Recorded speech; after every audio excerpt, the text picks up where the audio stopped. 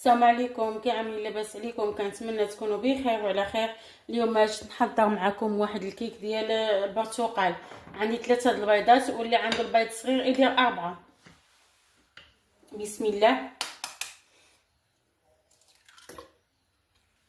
انا عندي غير في الخلاط الكهربائي، او اللي عنده البطور يدير بالبطور.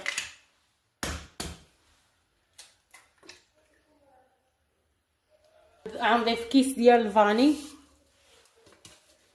كويسه ديال الملح لتصحيح الذوق، قشر برتقاله محكوكه غير الصفار ماشي كنوصلو حتى اللب، كاس ديال السكر. بالنسبه لي انا غندير كاس وربع ديال السكر على حساب الليمون عندي شويه حامض. غنضيف واحد ربع، غنطحن الخليط حتى يولي بيض.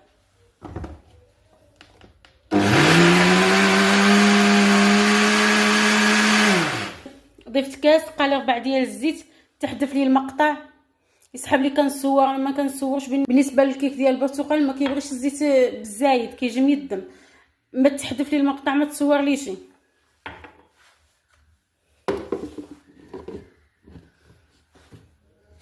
غنطحن الخليط.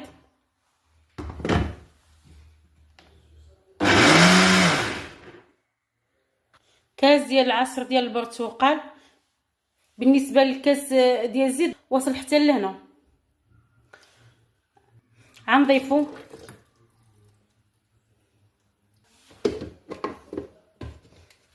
غنخلط الخليط ونرجع معاكم. من بعد ما خلطت الخليط غنضيفو في اناء.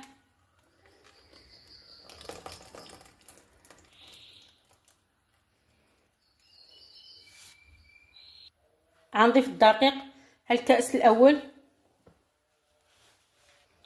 هالكاس الثاني. غنضيف 3 ديال الساشيات ديال الخميره 8 غرام. غنخلط الخليط.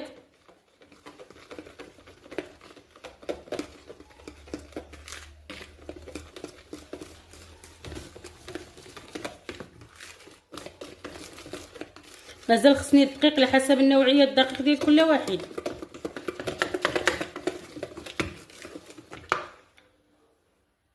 غنضيف الكاس الثالث.